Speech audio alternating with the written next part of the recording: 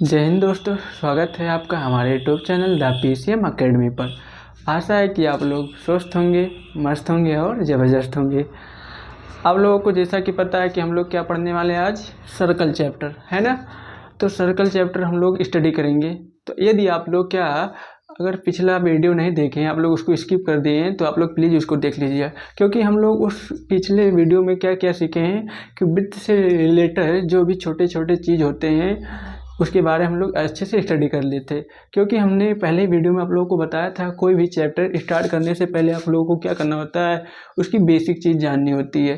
तो हम लोग वृत्त के चैप्टर के बेसिक सभी चीज़ें जान चुके हैं। अब हम लोग क्या करेंगे, अब वृत्त का जो अच्छा कंसेप्ट होगा जिससे हमारा एग्जाम में क्वेश्चन बनता है वो हम लोग सीखेंगे, ठीक है। तो आप लोग क्या करिएगा, उस वीडियो को जरूर देखिएगा। आज हम लोग आ जाते हैं एक नए कंसेप्ट पर। वृत्त से ये कंसेप्ट नंबर 1 हमारा होगा। आप लोग इससे अच्छे से ध्यान दीजिए, क्योंकि यहाँ से क्वेश्चन, क्योंकि अगर आपको कंसेप्ट नहीं पता होगा तो आप लोग क्वेश्चन कैसे बना पाओगे। इसलिए हम लोगों को क्या करना है, कंसेप्ट को क्या करना है, अच्छे से ध्यान देना है, ठीक है। तो हमारा कंसेप्ट नंबर 1 क्या है, ये है कि वृत्त के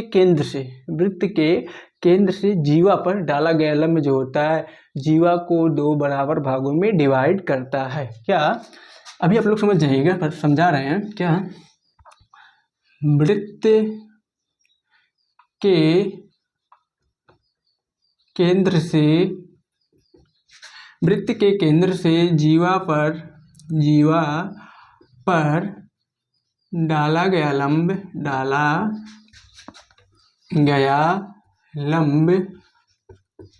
जीवा को 2 बराबर भागों में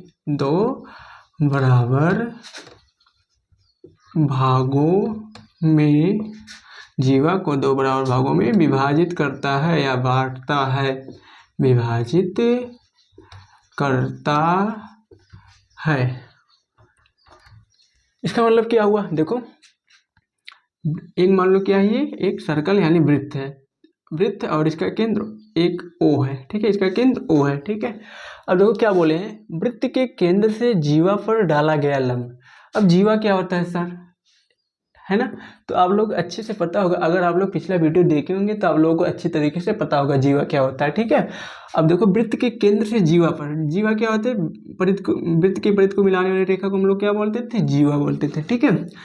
वृत्त के केंद्र से, वृत्त का केंद्र ये है, ठीक है, जीवा पर डाला गया लंब, जीवा ये है। अब इस पे हम लोग क्या करेंगे, एक लंब डालेंगे, लंब का मतलब 90 डिग्री का क्या बनाएंगे, कोण बनाएंगे। यही तो वृत्त के केंद्र से जीवा पर डाला गया लंब क्या करता है, जीवा को 2 बराबर भागों में विभाजित करता है। ये जीवा है और जीवा क्या हो जाएगी, 2 बराबर भागों में क्या हो जाएगी, बट जाएगी, मतलब ये दोनों भाग क्या होंगे, बराबर हो जाएंगे। मान लो जीवा की लंबाई AB है, AB, और जहाँ पे ये लंब डाल रहा है उस बिंदु को हम लोग क्या मान ले, M मान ले। तो क्या होगा, देखो ये होगा क्या, AM बराबर हो जाएगा किसके, BM के। क्यों, यही तो कंसेप्ट है। वृत्त के केंद्र से जीवा पर डाला गया लंब जीवा को 2 बराबर भागों में क्या करता है, विभाजित करता है, ठीक है। अगर मान लो जीवा की लंबाई 8 सेंटीमीटर होता है यहाँ से यहाँ तक, तो क्या हो जाता है, ये वाला वैल्यू 4 हो जाता है और ये वाला वैल्यू 4 हो जाता है, क्योंकि ये क्या करता है, वृत्त के केंद्र से जीवा पर डाला गया जीवा को 2 बराबर भागों में क्या करेगा, डिवाइड कर देगा। पूरा 8 से, तो यहाँ से यहाँ तक की दूरी कितनी हो जाएगी, 4, और यहाँ से यहाँ तक की दूरी कितनी हो जाएगी, 4 सेंटीमीटर। तो आप ये कंसेप्ट आप लोग को पता ही चल गया होगा, ठीक है। तो इस पर क्वेश्चन कैसे बनता है, मान लो इस पर क्वेश्चन अगर बनाना होगा तो कैसे बनेगा। मान लो कहेगा एक क्या है, सर्कल है, एक क्या है, सर्कल है ना। और वहाँ से उसका कह देगा कि केंद्र O है, क्या है, केंद्र O है। और कहेगा उस सर्कल में एक जीवा मान लो PQ है, क्या है, PQ है। और वहाँ से जीवा से एक लंब डाला गया है OP, ON, जीवा पर क्या है, एक लंब डाला गया है, जीवा पर एक क्या किया गया है, लंब डाला गया है। तथा वृत्त की त्रिज्या दे देगा, तथा कहेगा वृत्त की त्रिज्या, कहेगा क्वेश्चन बना ही देते हैं क्या, एक वृत्त की त्रिज्या मान लो कितना है वृत्त की, कहेगा वृत्त की त्रिज्या दे दिएगा इसने, कहेगा वृत्त की त्रिज्या अगर 10 सेंटीमीटर हो, कितना, 10 सेंटीमीटर हो, है ना। और एक वृत्त है जिसकी त्रिज्या 10 सेंटीमीटर है और उस पर एक जीवा PQ है और जीवा की लंबाई कहेगा हमारा 16 सेंटीमीटर, कितना कहेगा, 16 सेंटीमीटर है, जीवा की लंबाई कह देगा 16 सेंटीमीटर है, तो कहेगा ओ एन का मान ज्ञात करो। चित्र में यदि वृत्त की त्रिज्या कितनी हो, वृत्त की त्रिज्या 10 सेंटीमीटर हो और पी क्यू जीवा की लंबाई 16 सेंटीमीटर हो, जीवा की लंबाई 16 सेंटीमीटर हो, तो हमसे पूछेगा ओ एन का मान ज्ञात कीजिए। तो हम लोग कैसे सॉल्व करेंगे, हम लोगों को पता होगा क्या, अगर हम लोग क्या कर दें, यहाँ से यहाँ वृत्त के केंद्र से जीवा पर एक लंब डाल दें, मान लो एन ही है ना, पहले से क्वेश्चन में है, तो ये क्या हो जाएगा, वृत्त की जीवा पर एक क्या कर दे, लंब डाल दे, तो इसका वैल्यू कितना हो जाएगा, यहाँ से यहाँ तक की पूरा टोटल कितना है, यहाँ से यहाँ तक 16 है, और ये कितना हो जाएगा, यहाँ से यहाँ तक की वैल्यू 16 ही तो है। ठीक है, देखो यहाँ से उसने दिया पी क्यू का मान कह रहा है जीवा की लंबाई कितना है 16 सेंटीमीटर है, तो इस पर हम लोग क्या करें, इस पर एक क्या लंबवत डाल देंगे, एक लंब, तो ये क्या करेंगे, जीवा को 2 बराबर भागों में डिवाइड करेगा इसके अनुसार, है ना। तो देखो ये 16 है तो कितना हो जाएगा 8 सेंटीमीटर ये हो जाएगा और 8 सेंटीमीटर ये हो जाएगा। और जैसे कहा है इसने वृत्त की त्रिज्या कितना 10 सेंटीमीटर, त्रिज्या 10 सेंटीमीटर, तो हमें पता होगा क्या, यहाँ से यहाँ तक की दूरी को क्या कहते हैं, केंद्र से वृत्त की दूरी त्रिज्या कहलाते है ना। और यहाँ से इसने कहा क्या कहा, त्रिज्या कितना है 10 सेंटीमीटर है, तो हमसे क्या पूछा है, डाले गए लंब के मान यानी ओ एन का मान ज्ञात करना है, किसका, ओ एन का क्या निकालना है, मान निकालना है।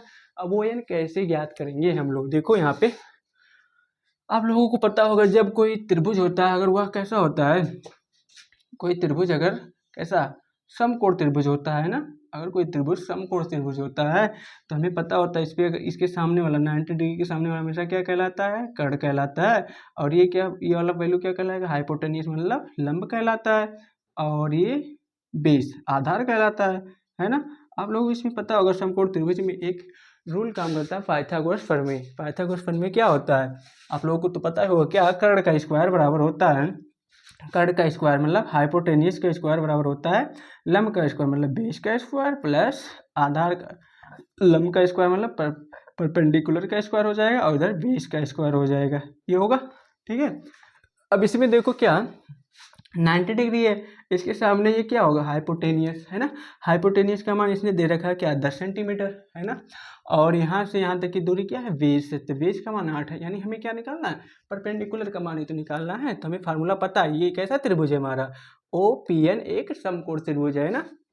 हम लोग सॉल्व करेंगे त्रिभुज ओ पी एन में क्या, कर्ण का स्क्वायर, कर्ण कौन है, यहाँ से यहाँ तक की दूरी कर्ण ही तो है 90 डिग्री के सामने है ना, तो 90 डिग्री के सामने क्या यही कर्ण होता है, तो कर्ण का स्क्वायर मतलब हाइपोटेन्यूस का स्क्वायर, कर्ण का मान कितना है यहाँ पे देखो, चल लिख देते हैं क्या, कर्ण का स्क्वायर बराबर होता है, या इसमें कर्ण कौन है देख लो, ओपी तो है, ओपी का स्क्वायर हो जाएगा, इसमें कर्ण कौन है, ओपी का स्क्वायर बराबर हो जाएगा लंब का स्क्वायर, मतलब इस पे ओ एन है, लंब कौन है ओ एन का स्क्वायर हो जाएगा, और प्लस में बेस का स्क्वायर मतलब आधार का स्क्वायर कितना पी एन का स्क्वायर हो जाएगा, पी एन का।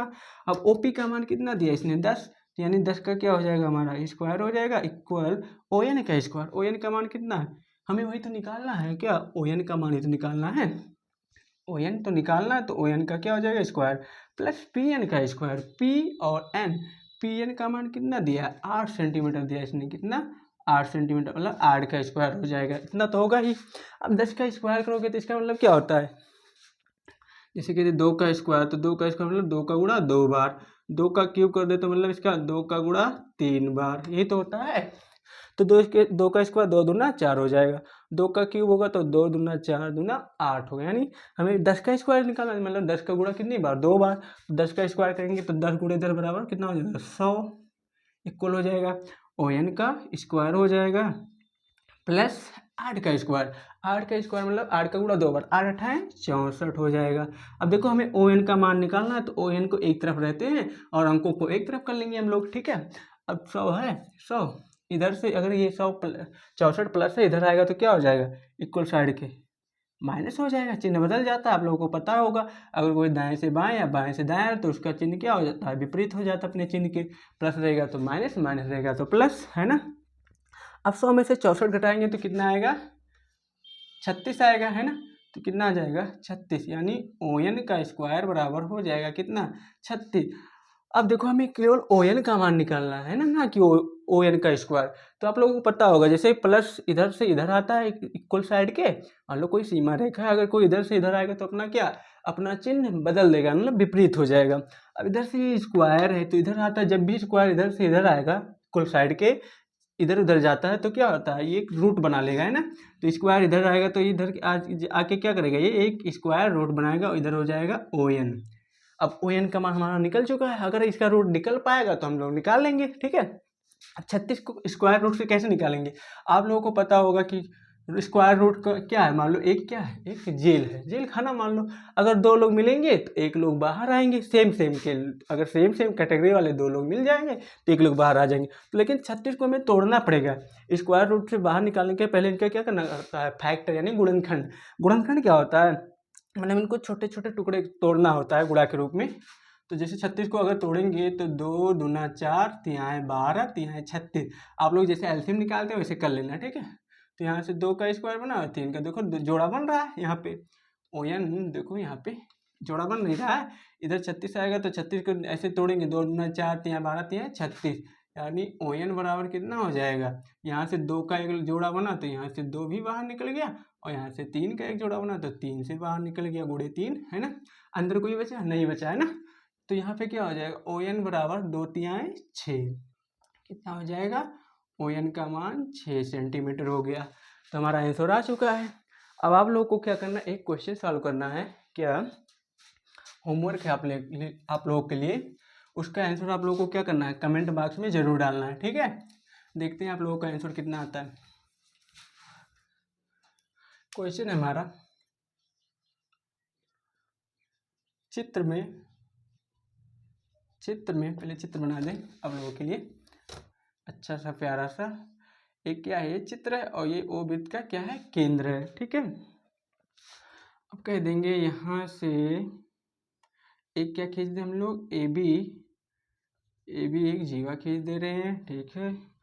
और यहाँ से कह देंगे वृत्त की त्रिज्या मान लो 17 सेंटीमीटर है, 17 सेंटीमीटर दे दिए।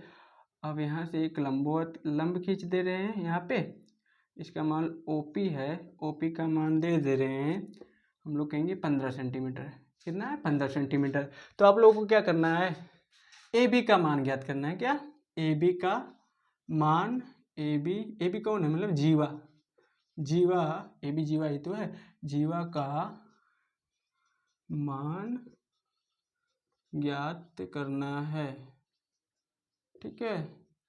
आप लोग को ये क्या, एक क्वेश्चन सॉल्व करके कमेंट बॉक्स में ज़रूर डालना है।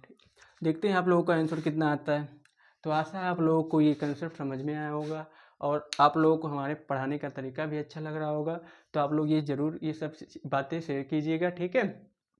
धन्यवाद, थैंक यू फॉर वॉचिंग। जय हिंद, जय भारत।